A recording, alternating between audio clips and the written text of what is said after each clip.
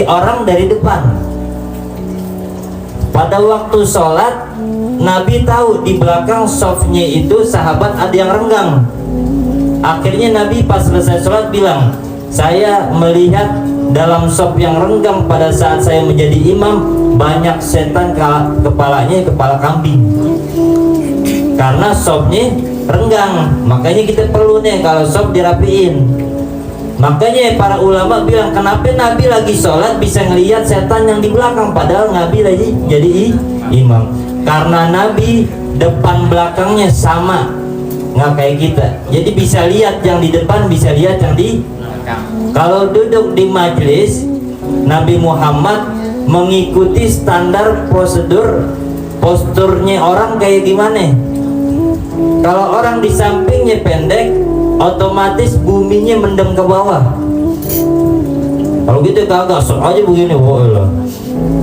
Kalau ada orang yang postur tubuhnya lebih tinggi dari Nabi, tapi Nabi Muhammad buminya ngangkat sendiri, jadi kelihatan haibatau wa waqara, kan begitu. Wa mtalaatis samawati anwaro, kelihatan haibahnya.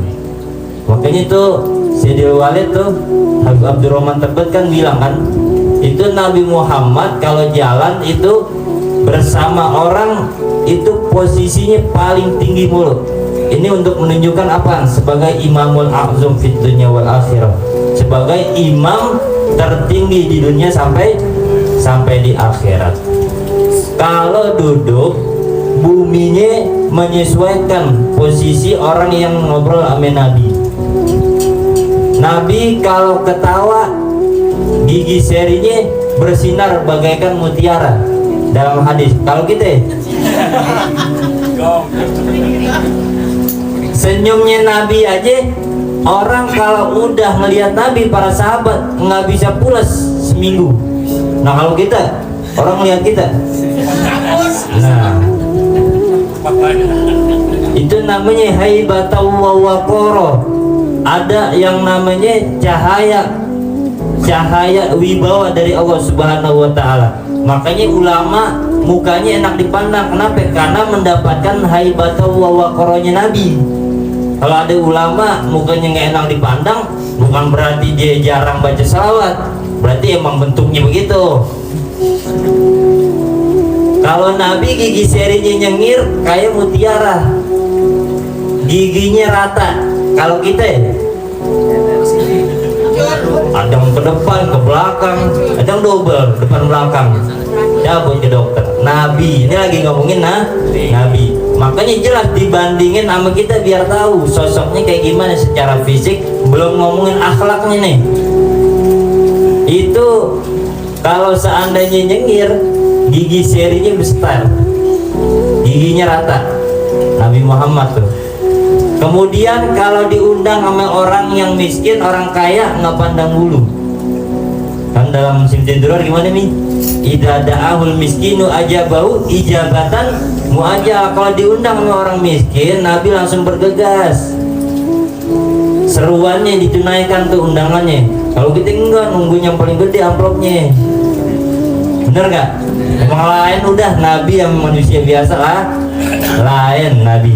Mohon maaf kalau Nabi buang buang tinja, langsung tuh kotorannya Nabi, buminya langsung nyerap. Nah kita gimana? Maur. Buminya langsung narik tuh.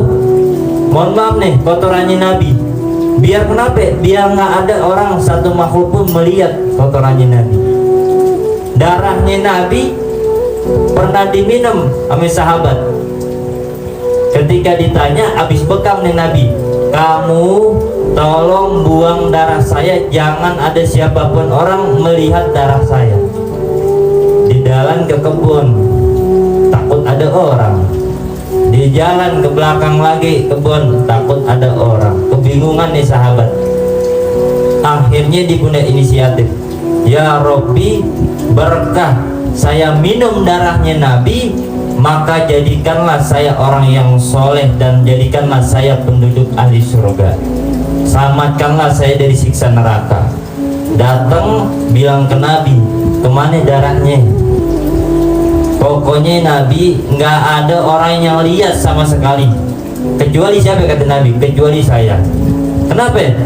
Saya ingin mengharapkan barokah dari darah engkau. Berkah darah engkau mengalir di tubuhku, semoga ini menjadi sebab saya tidak dihindar, saya nanti dimasukkan ke dalam surganya Allah. Cuman Nabi ngomong, ente ngomong bener, cuman darah yang boleh minum ente doang, habis ini nggak ada lagi. Itu orang ngarep-ngarepin berkahnya darah bekamnya Nabi. Kalau kita darah bekamnya dibuang, bener gak? Nah kalau Nabi langsung diminum sama sahabat. Semenjak itu langsung tuh sahabat menjadi orang yang soleh dan langsung dikabarkan mendapatkan surganya Allah Subhanahu wa ta'ala. Nah Nabi Muhammad ludahnya berkah. Kalau kita gimana? Basi. Ibnu Abbas gara-gara sering nuangin air Nabi, kalau buat wudhu disiapin Nabi, dipanggil, Ibnu Abbas ini, engkau telah berkhidmat kepadaku bertahun-tahun, aku ridho dengan dirimu, kata Rasulullah Shallallahu Alaihi Wasallam. Maka gini, saya doain kamu, Allahumma faqihul Quran wa ta'wilu. Ya Allah, kata Nabi, jadikanlah Ibnu Abbas menjadi orang yang paham di bidang agama dan orang yang paham menafsirkan hadis dan tafsir. Diludahin sama Nabi, yuk diusap kepalanya. Benar-benar jadi ahli tafsir. Paling tinggi disiplin ilmu tafsir itu tafsir Al-Mikbas karangan Ibnu Abbas, semuanya ngerujuknya ke situ. Nah kalau kita mau punya keturunan yang soleh dan soleha, jangan jauh-jauh dari alim ulama. Kalau jauh-jauh udah ngalamat dah, kata orang Jawa. Ngalamat apa? Ngalamat bebel. Jadi nggak bisa dapat nurnya ulama.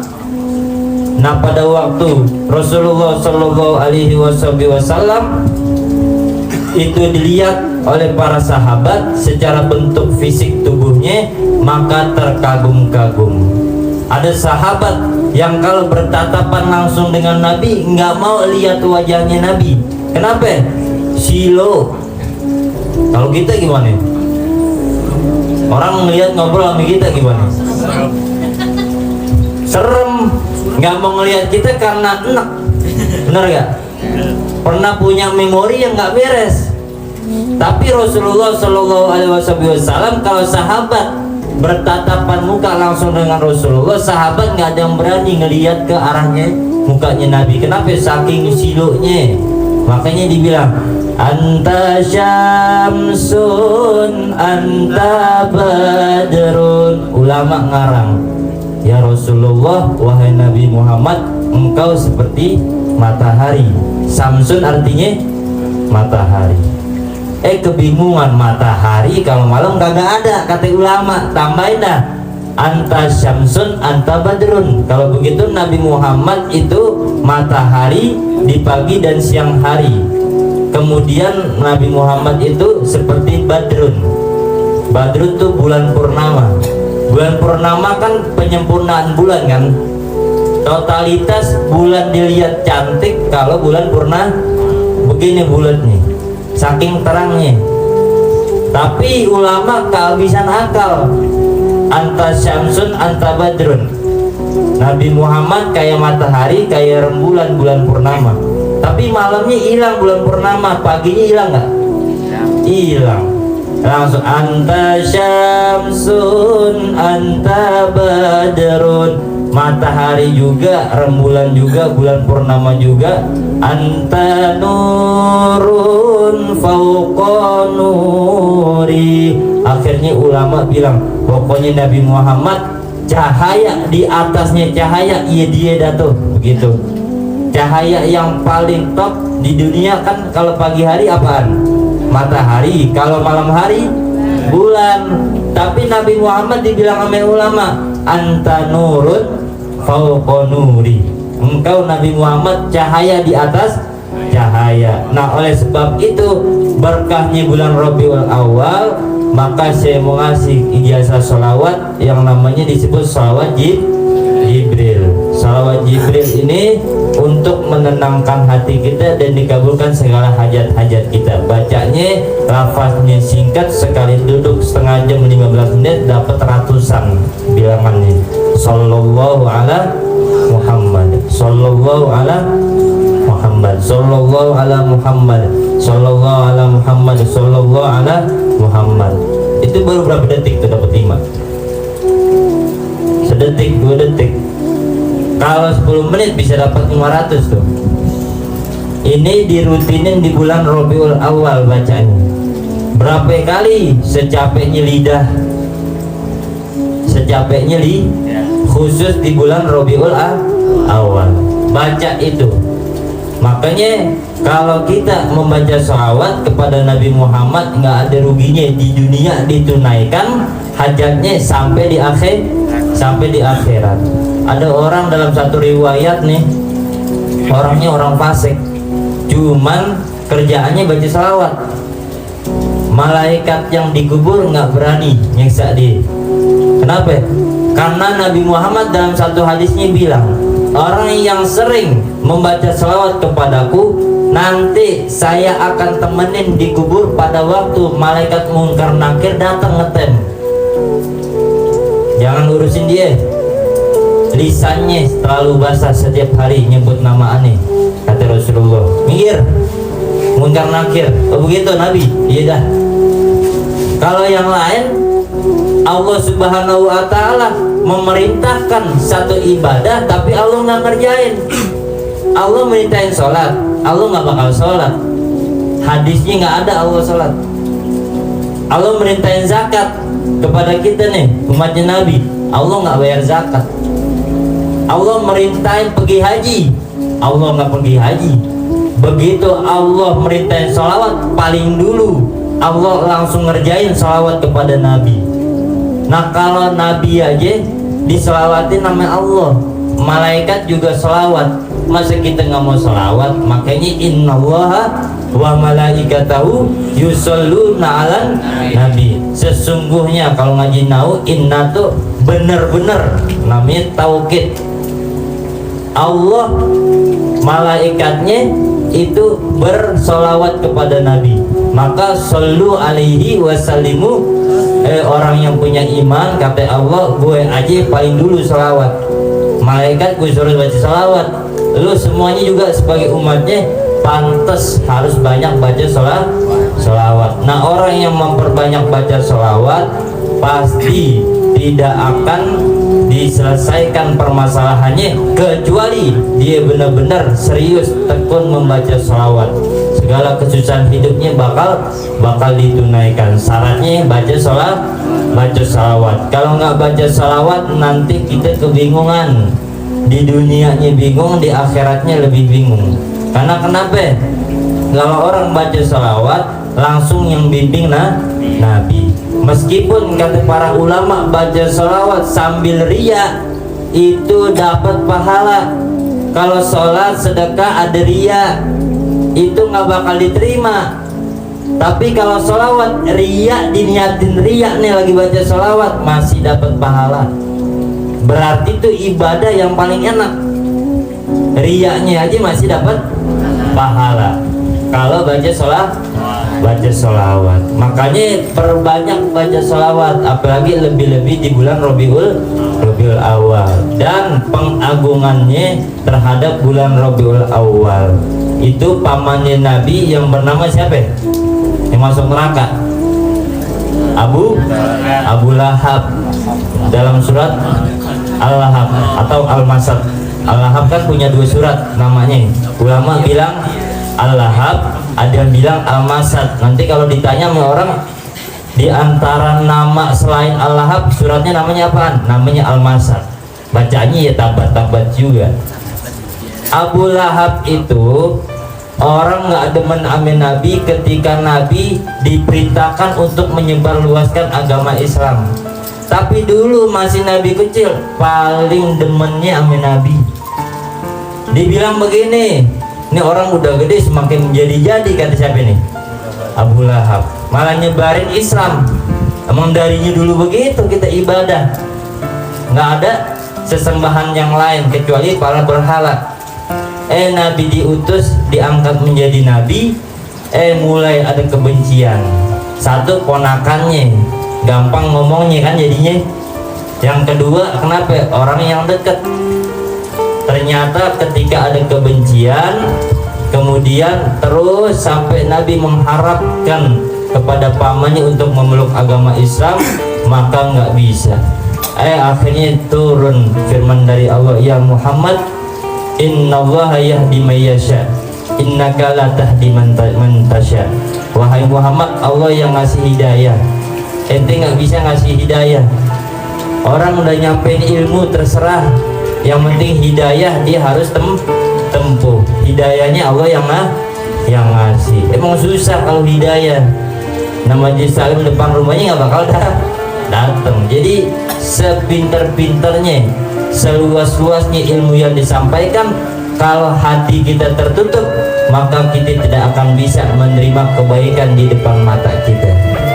Adalah sebuah ketololan dan kedongoan ketika kita menanyakan segala sesuatu yang udah pasti manfaatnya ada, nggak usah ditanyain lagi. Misalnya ada orang nanya ya, suami nanya sama istrinya, kamu sayang sama aku gak? Ini kira-kira nih pertanyaan kayak gimana nih? Udah punya anak 3, suaminya nanya sama bininya, lu sayang gak sih sama gue? Ini namanya pertanyaan tolol. Nah kalau dari dulu gak sayang, ngapain udah punya anak 3? Bener gak? Bener gak?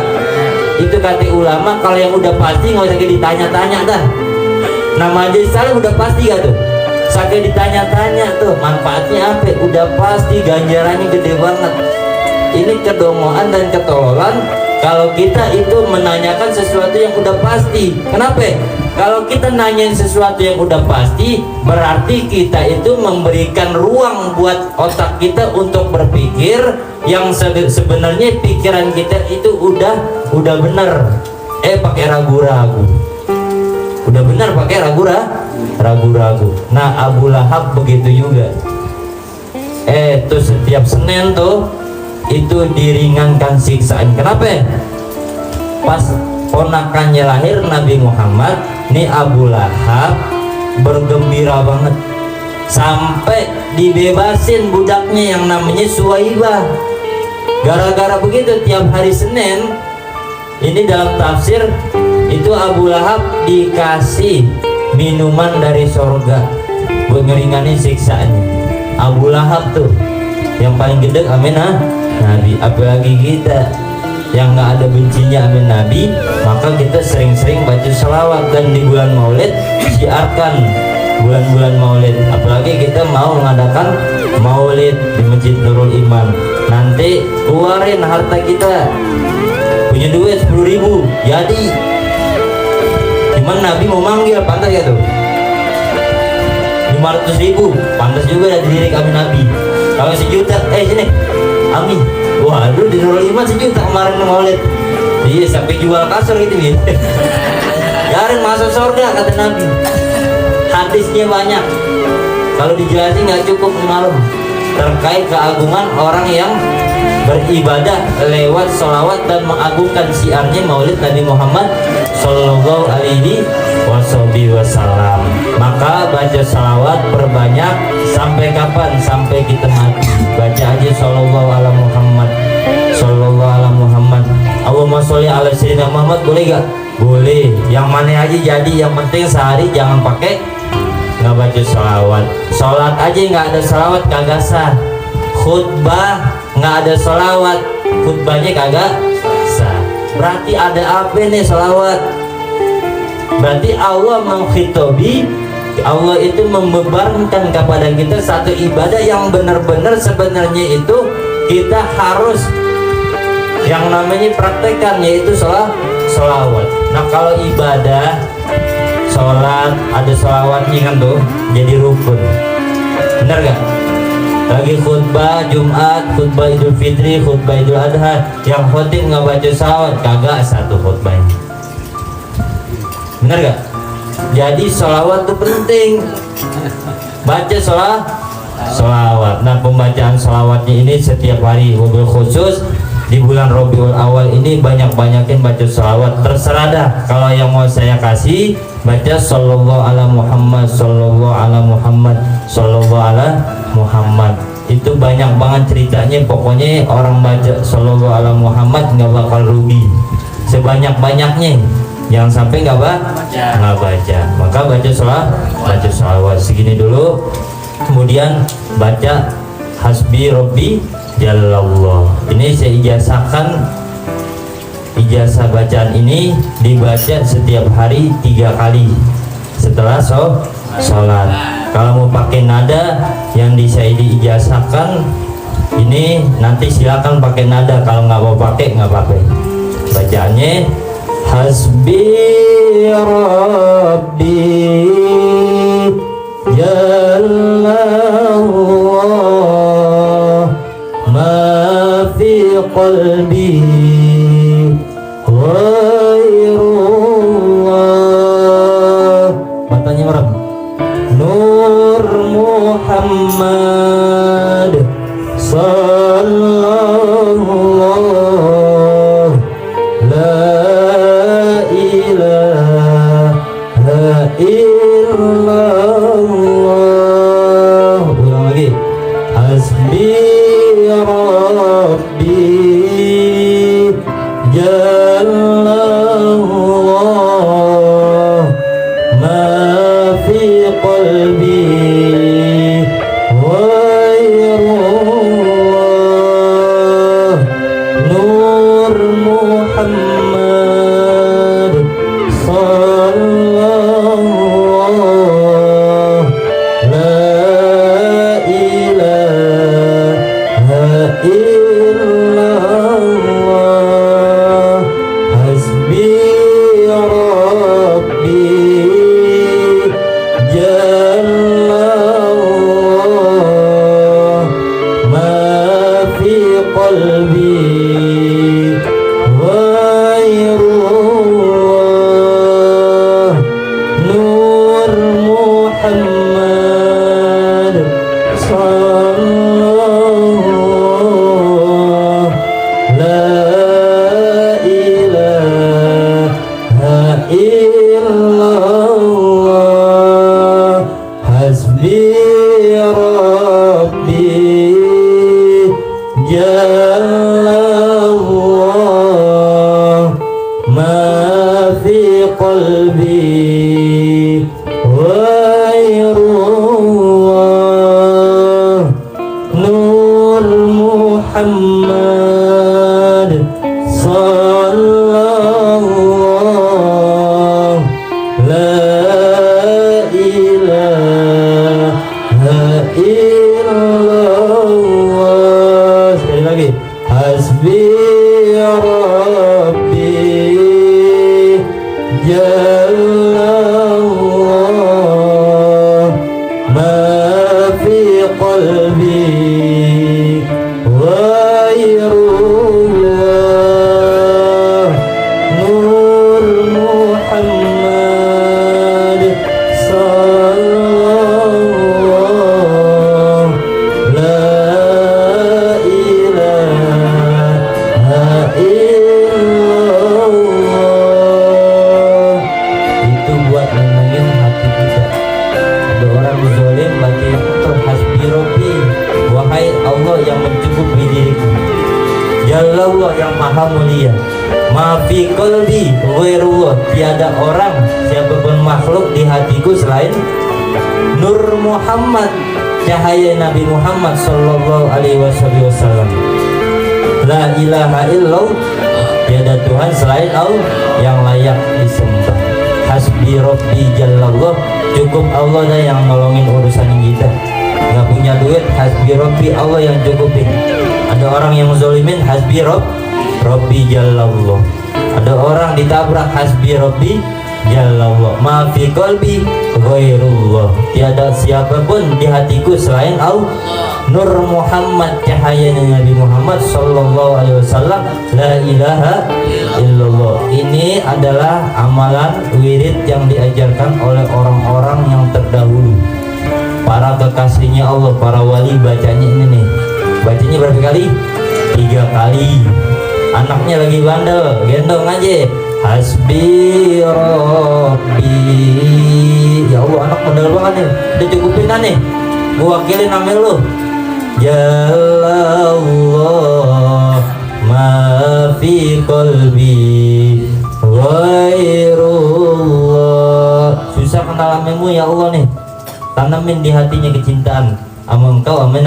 Amin. Nabi dibaca, maka saya ijazahkan. Mudah-mudahan kita minta petunjuk dan kekuatan, keistiqomahan agar kita bisa mengamalkannya, amin ya robbal alamin. Sekian dulu, nanti dilanjutin minggu depan.